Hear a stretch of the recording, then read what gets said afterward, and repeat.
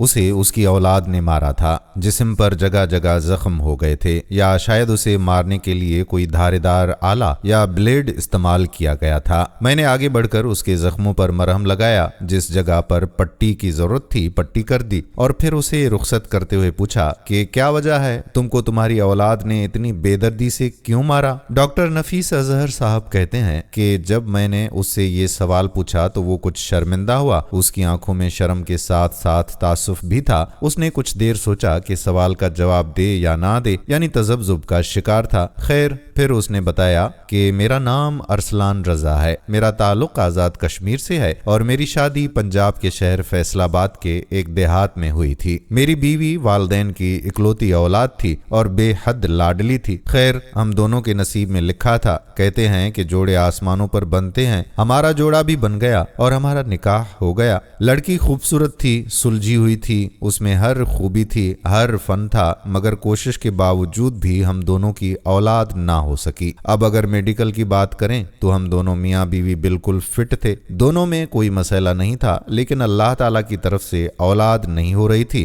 تو جیسا کہ شروع سے یہ چلتا آ رہا ہے، اکثر اولاد نہ ہونے کا مجرم عورت کو گردانا جاتا ہے۔ بالکل ایسا ہی ہمارے ساتھ بھی ہوا۔ میرے گھر والوں نے میری بیوی کو اولاد نہ ہونے کی وجہ قرار دے دیا، اور اس معاملے میں بھی اپنی بیوی کی کوئی صفائی نہیں دے سکا، بلکہ میں خود بھی اولاد چاہتا تھا۔ میرے گھر والوں کا نظریہ تھا کہ اگر اسے طلاق دے کر دوسری شادی کر لی جائے تو اولاد ہو سکتی ہے، لیکن ہمارے پاس اسے طلاق دینے کی اس کے علاوہ اور کوئی معقول وجہ بھی نہیں تھی کہ اس کی اولاد نہیں تھی۔ باقی اس میں ہر فن تھا، ہماری ہر خدمت کرتی تھی، میرے گھر والوں کی خدمت کرتی تھی، یہاں تک کہ کئی بار ایسا ہوا کہ میری بہنوں نے اس کی بے عزتی کی، اس کو ڈانٹا، شرمندہ کیا، اور اس حد تک کیا کہ یہ سب کچھ دیکھتے اور سنتے ہوئے مجھے ترس آنے لگا۔ مگر اس کے باوجود میری بیوی نے کبھی ان سے کوئی شکایت نہیں کی، ان کو پلٹ کر جواب تک نہیں دیا۔ شاید وہ بھی اپنی یہ کمزوری جانتی تھی،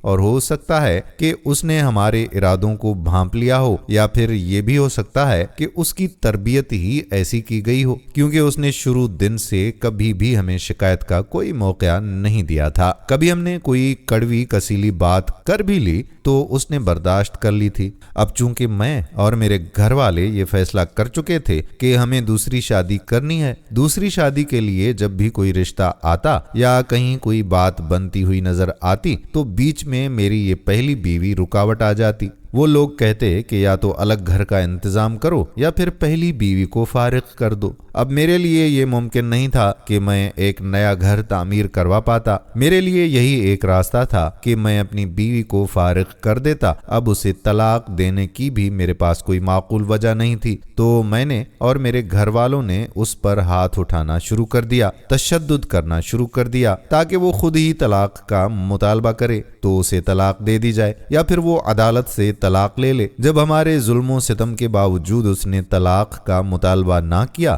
تو میں نے خود اسے مشورہ دیا کہ تم مجھ سے طلاق لے لو، عدالت کے ذریعے لے لو یا مانگ کر لے لو، اور اس ظلم سے خود کو نجات دلا لو۔ میری بات سن کر اس نے جواب دیا کہ بے شک تمہارے ساتھ گزارا مشکل ہے، یہاں میرے ساتھ جانوروں جیسا سلوک ہو رہا ہے، مجھے پتا ہے کہ آپ لوگ مجھے رکھیں گے نہیں، مجھے نہیں پتا کہ اولاد میری وجہ سے نہیں ہو رہی ہے یا شاید اللہ تعالیٰ نے ہمارے نصیب میں ہی نہیں رکھی، لیکن مجھے یہ سمجھ آ رہا ہے کہ آپ لوگوں کی نظر میں مجرم میں ہی ہوں، مگر اس کے باوجود میں طلاق کا مطالبہ نہیں کروں گی۔ اس کی وجہ یہ ہے کہ میرے والدین ضعیف ہیں، اگر اس عمر میں ان کی بیٹی طلاق لے کر ان کی دہلیز پر آئے تو شاید وہ یہ صدمہ برداشت نہیں کر سکیں گے۔ ہو سکتا ہے کہ اللہ تعالیٰ ان کو ہمت دے اور یہ صدمہ سہ بھی جائیں، مگر جہاں ہم رہتے ہیں اور جو ہمارے معاشرے کا چال چلن ہے وہاں میرے متعلق جو باتیں ہوں گی وہ میرے بزرگ والد نہیں سن سکیں گے۔ اس لیے میری آپ سے التجا ہے کہ آپ مجھے طلاق نہ دیں، اگر آپ دوسری شادی کرنا چاہتے ہیں تو کر لیں۔ جب میری بیوی نے یہ بات کہی تو میں نے اس کو بتایا کہ میری دوسری شادی میں سب سے بڑی رکاوٹ تم ہو، تمہارا یہاں موجود ہونا ہے، اس لیے تمہیں طلاق دینا ضروری ہے۔ مجھے یاد ہے کہ ایک بار میں نے اپنی بیوی کو اس بات کے لیے مارا تھا کہ کہ اس نے میرے کپڑے استری کر کے نہیں رکھے ہوئے تھے۔ جب میں نے اس کو مارا تو اس کے ہاتھ سے خون بہنے لگا۔ مجھ سے مار کھانے سے پہلے گو کہ وہ استری چلا کر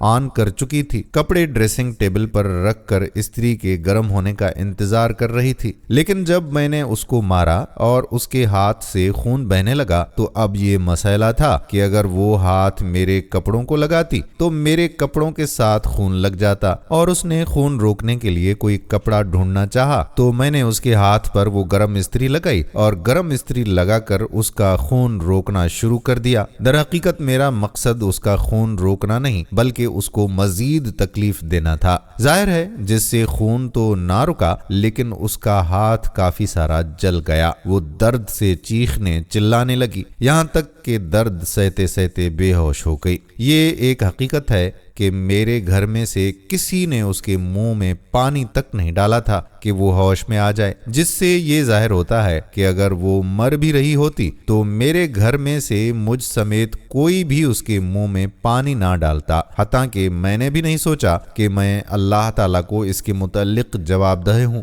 بہرحال نہ جانے کس وقت اسے ہوش آیا، میں نے اپنی بہن سے کہہ کر کپڑے استری کروائے اور کام پر چلا گیا۔ اس روز واپس آ کر میں نے اسے طلاق دے دی اور گھر سے نکال باہر کیا۔ وہاں آزاد کشمیر میں اس کا کوئی قریبی رشتہ دار تھا نہیں، کوئی جاننے والا بھی نہیں تھا۔ مجھے نہیں پتا اس نے رات کیسے بسر کی، کس کے پاس کی۔ اس کا جہیز کا کچھ سامان میرے پاس پڑا تھا، مجھے امید تھی کہ اس کے گھر والے یا وہاں سے کوئی نہ کوئی آدمی وہ سامان لینے ضرور آئے گا، اس لیے سامان میں سے قیمتی چیزیں میری بہنوں نے پہلے ہی نکال لی تھیں اور سوچ لیا تھا کہ سامان لینے جو بھی آئے گا اسے بتا دیں گے کہ وہ چیزیں آپ کی بیٹی نے پہلے استعمال کر لی ہیں۔ لیکن حیرت کی بات تو یہ تھی کہ پنجاب سے کوئی شخص ہمارے پاس سامان لینے نہیں آیا، کسی نے بھی آ کر ہم سے کسی چیز کے واپسی کا مطالبہ تک نہیں کیا، بلکہ پلٹ کر ہماری کسی نے خیر خبر ہی نہیں لی۔ مجھے یہ تک نہیں پتا کہ وہ لڑکی گھر پہنچی یا نہیں پہنچی۔ وہ لڑکی گھر پہنچی اور اس کے گھر والوں کو جب پتا چلا کہ اسے طلاق ہو چکی ہے تو ان پر کیا گزری ہوگی۔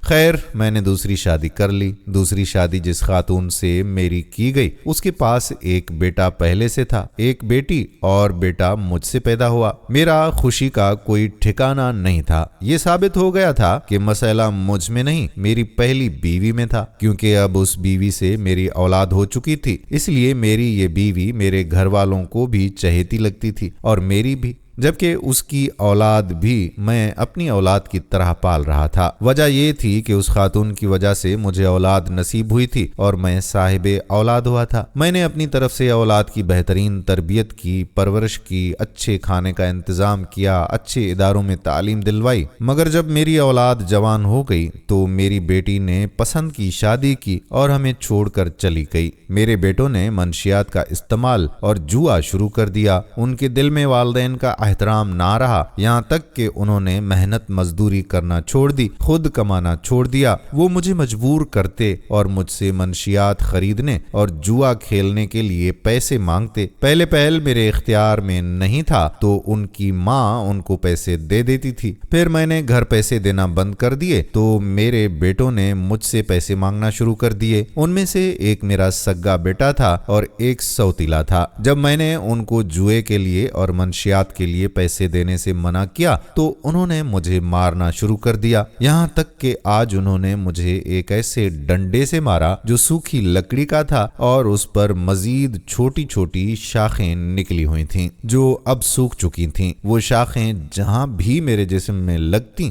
وہاں ہی کھپ جاتی تھیں، جس کی وجہ سے جگہ جگہ میرے جسم میں زخم لگ گئے۔ دوسرے بیٹے کے پاس ایک ڈنڈا تھا، جس ڈنڈے کے سر میں اس نے ایک بلیڈ کو پھنسا رکھا تھا اور وہ اس بلیڈ کے ساتھ میرے جسم پر کٹ بھی لگاتا رہا اور ڈنڈے کے ساتھ مجھے مارتا بھی رہا۔ گو کہ میں تو یہ کہتا ہوں کہ میری تربیت میں کمی رہ گئی تھی، میں اولاد کی تربیت نہیں کر سکا، مگر محلے کے سارے لوگ، میرے سارے جاننے والے یہ کہتے ہیں کہ میں مکافات عمل کا شکار ہوں۔ میں نے اپنی پہلی بیوی کے ساتھ ظلم کیا تھا، وہ بے قصور تھی، اسے قصوروار ٹھہرایا تھا، اس پر الزام تراشیاں کی تھیں، آج بالکل ویسے ہی میرے ساتھ میری اولاد کر رہی ہے۔ डॉक्टर साहब कहते हैं कि मैंने उसकी मरहम पट्टी कर दी, उसको दुआ देकर रुखसत कर दिया, मगर मैं अपनी इस कहानी में आप लोगों को नसीहत करना चाहता हूँ कि सिर्फ इस बुनियाद पर किसी भी शोहर को अपनी बीवी को तलाक देने का कोई हक नहीं है